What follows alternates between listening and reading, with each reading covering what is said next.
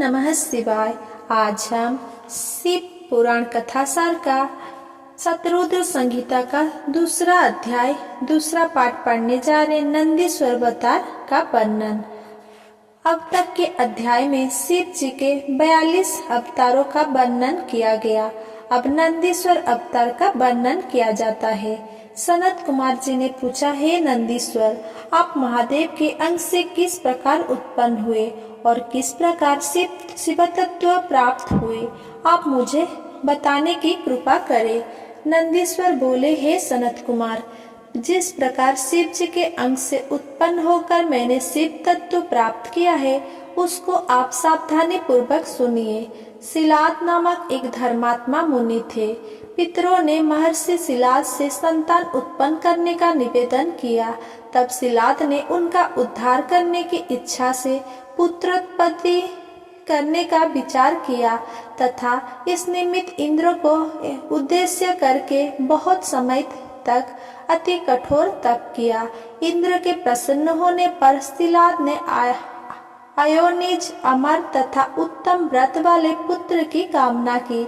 इंद्र ने अपनी असमर्थता व्यक्त करते हुए देवादिदेव महादेव रुद्र को प्रसन्न करने की प्रेरणा प्रदान की। तब सिलाद भगवान महादेव को प्रसन्न करने के लिए तप करने लगा। शिव के प्रसन्न होने पर सिलाद ने उनसे कहा, प्रभु, मैं आपके ही समान मृत्युहीन अयोध्य निज पुत्र चाहता हूँ। त्रिनेत्र भगवान शिव प्रसन्नचित होकर बोले, हे विप्र, मैं नंदी नाम से आपके अयोनिज पुत्र के रूप में अवतरित होऊंगा और हे मुने, आप मुझ तीनों लोक के पिता के भी पिता बन जाएंगे। हे सनत कुमार, कुछ समय बाद मेरे पिता सिलाद मुनि यज्ञ करने के लिए यज्ञ स्थल का कर्षण करने लगे। उसी समय यज्ञारंभ से पूर्व ही शिव जी की आज्ञा से प्रलयाग्नि के सदृश देदीप्यमान होकर मैं उनके पुत्र रूप में प्रकट हुआ। उस समय वहां पर बहुत बड़ा उत्सव हुआ। सभी देवगण हर्षित होकर मेरे तथा मुझे उत्पन्न करने वाला शिवलिंग का पूजन करके उसकी स्तुति करने लगे। सिलाद बोले, हे सुरेश्वर, आपने मुझे आनंदित किया है, अतः आपका नाम नंदी होगा और इसीलिए आनंद स्वरूप आप प्रभु जगदीश्वर को मैं प्रणाम करता हूँ। नंदीश्वर बोले, इतना कहकर मुझे साथ लेकर वो पर्णकुटी में चले गए। हे महामुनि, जब मैं महर्षि सिलाद की कुटी में गया तो मैंने अपने उस शरीर को त्याग कर मनुष्य रूप धारण कर लिया।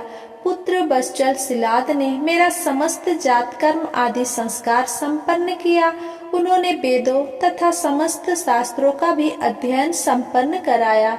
7वें वर्ष के पूर्ण होने पर मित्र और वरुण नाम वाले 2 मुनि आश्रम पर पधारे। उन्होंने कहा, हे तात, आपके पुत्र संपूर्ण शास्त्रों में पारंगत है, किंतु दुख की बात है कि ये अल्पायु है। अब इस पर से अधिक इनकी आयु नहीं है। यह सुनकर सिलाद दुख से व्याकुल होकर अत्यधिक विलाप करने लगे। तब मैंने कहा, हे पिताजी, देवता, दानव, यमराज, काल अथवा अन्य कोई भी प्राणी मुझे मार नहीं सकता, आप दुखी ना हो।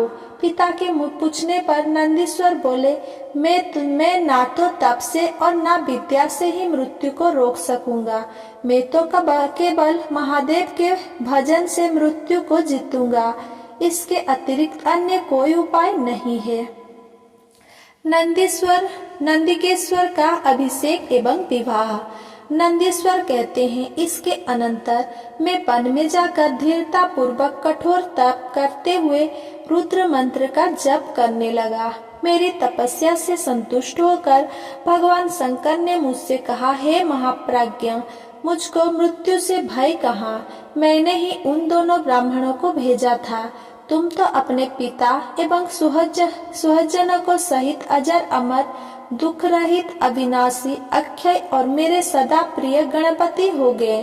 इस प्रकार कहकर कृपानिधि शिव ने सहस्र कमलों की बनी हुई अपनी शिरोमाला को उतारकर मेरे कंठ में पहना दिया। हे विप्र, उस पवित्र माला के गले में पड़ते ही मैं 3 नेत्र एवं 10 भुजाओं से युक्त होकर दूसरे शिव के समान हो गया। इसके बाद शिव जी ने पार्वती जी से कहा, मैं नंदी को अब अभिषिक्त कर कर इसे गणेश्वर बनाना चाहता हूँ। इसमें तुम्हारी क्या सम्मति है? उमा बोली, हे परमेश्वर, आप इस नंदी को अवश्य ही गणेश्वर पद प्रदान करें। तदनंतर भगवान शंकर ने अपने श्रेष्ठ गणाधिपों का स्मरण किया। उनके स्मरण करते ही असंख्य गणेश्वर वहां उपस्थित हो गए। तब शिव जी बोले, ये नंदीश्वर मेरा परम प्रिय पुत्र है, अतः तुम लोग इसे सभी गणों का अग्रणी तथा सभी गणाध्यक्ष का ईश्वर बनाओ। ये मेरी आज्ञा है। यह नंदीश्वर आज से तुम सभी का स्वामी होगा। शिव जी की आज्ञा से स्वयं ब्रह्मा ने एकाग्रचित होकर मेरा समस्त गणाध्यक्ष को अधिपति पद पर अभिषेक किया। ब्रह्मा, विष्णु आदि देवताओं ने शिव जी की आज्ञा से बड़ी उत्सव के साथ मेरा विवाह भी संपन्न किया। विवाह करके मैंने अपनी उस पत्नी के साथ शंभु, शिवा, ब्रह्मा और श्री हरि के चरण में प्रणाम किया। भगवान शिव पत्नी सहित मुझसे प्रेम पूर्वक बोले, सत्पुत्र, ये तुम्हारी प्रिया सुयसा और तुम मेरी बात सुनो। तुम मुझे परम प्रिय हो। जहाँ मैं रहूंगा वहाँ तुम्हारी स्थिति होगी और जहाँ तुम रहोगे वहाँ मैं उपस्थित रहूंगा। महाभागा उमा देवी ने भी मुझे तथा मेरी पत्नी सुयसा को अभीष्ट वर प्रदान किया। तत्पश्चात भगवान शिव मुझे अपनाकर उमा सहित पुरुष पर आरूढ़ हो अपने निवास स्थान पर चले गए। भैरवावतार का वर्णन। नंदीश्वर जी कहते हैं, हे सनत कुमार, अब आप भैरवावतार की कथा सुनो। भैरव जी परमात्मा शंकर के पूर्ण रूप है। शिव जी की माया से मोहित मूर्ख लोग उन्हें नहीं जान पाते।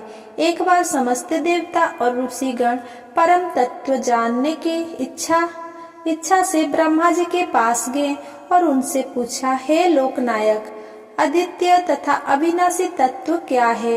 नंदीश्वर बोले, शिव जी की माया से मोहित हुए ब्रह्मा जी परम तत्व को ना समझकर अहंकार युक्त होकर बोले, मैं ही सारे जगत का प्रवर्तक, सबर्तक और निवर्तक हूँ। हे देवताओं, मुझसे बड़ा कोई नहीं है। उसी समय वहां स्थित विष्णु ने उनकी बात का विरोध करते हुए स्वयं को संपूर्ण लोक का कर्ता परम पुरुष परमात्मा बताया। इस प्रकार ब्रह्मा और विष्णु दोनों में विवाद हो गया। उस समय उन दोनों की इस विवादास्पद बातों को सुनकर सर्वत्र व्यापक तथा निराकार प्रणव ने मूर्तिमान प्रकट होकर उनसे कहा, परमेश्वर शिव सनातन तथा स्वयं ज्योति स्वरूप है और ये सिवा उनकी अवादिनी शक्ति है।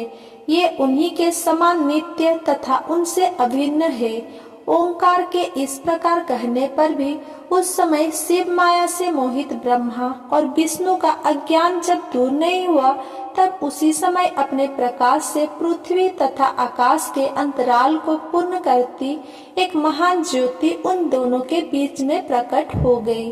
उस समय परमेश्वर शिव ने अपने तेज से अत्यंत देदीप्यमान भैरव नामक एक परम तेजस्वी पुरुष को उत्पन्न किया और बोले, हे काल भैरव, सर्वप्रथम तुम इस पद्मयोनि ब्रह्मा को दंड दो। तुमसे काल भी डरेगा, अतः तुम काल भैरव कहे जाओगे। हे कालराज, सभी परियों से श्रेष्ठ जो मेरी मुक्ति पूरी काशी है, तुम सदा उनके अधिपति बनकर रहोगे। नंदीश्वर बोले, काल भैरव ने इस प्रकार के वरों को पाकर अपनी बाईं अंगुलियों के नोक के अग्रभाग से ब्रह्मा का 5वां सिर तत्क्षण ही काट डाला उसके बाद ब्रह्मा के सिर को कटा हुआ देखकर विष्णु बहुत भयभीत हो गए और शतरुद्रीय मंत्र से भक्ति पूर्वक शिव जी का स्तुति करने लगा। हे मुने, तब भयभीत हुए ब्रह्मा जी भी शतरुद्रीय मंत्र का जप करने लगे। इस प्रकार वे दोनों ही उसी क्षण अहंकार रहित हो गए। अहंकार का त्याग करने पर ही मनुष्य परमेश्वर को जान पाता है। इसके बाद ब्रह्मा तथा विष्णु को अहंकार रहित जानकर परमेश्वर शिव प्रसन्न हो गए और उन प्रभु ने उन दोनों को भय रहित कर दिया। ब्रह्मदेव का सिर काटने के कारण ब्रह्म हत्या भैरव का पीछा करने लगी। भैरव घूमते घूमते अभिमुक्त नगरी वाराणसी पुरी में जा पहुँचे। भैरव के उस क्षेत्र में प्रवेश करने मात्र से ही ब्रह्म हत्या उसी समय हाहाकार करके पाताल में चली गई। उसी समय भैरव के हस्त कमल से ब्रह्मा का कपाल पृथ्वी पर गिर पड़ा। तब से वह तीर्थ कपाल मोचन नाम से प्रसिद्ध हो गया। इस श्रेष्ठ तीर्थ में आकर विधि पूर्वक स्नान कर देवताओं और पितरों का तर्पण करने से ब्रह्म हत्या से छुटकारा मिल जाता है। मार्गशीर्ष मास के कृष्ण पक्ष की अष्टमी तिथि को भैरव जी का जन्म हुआ।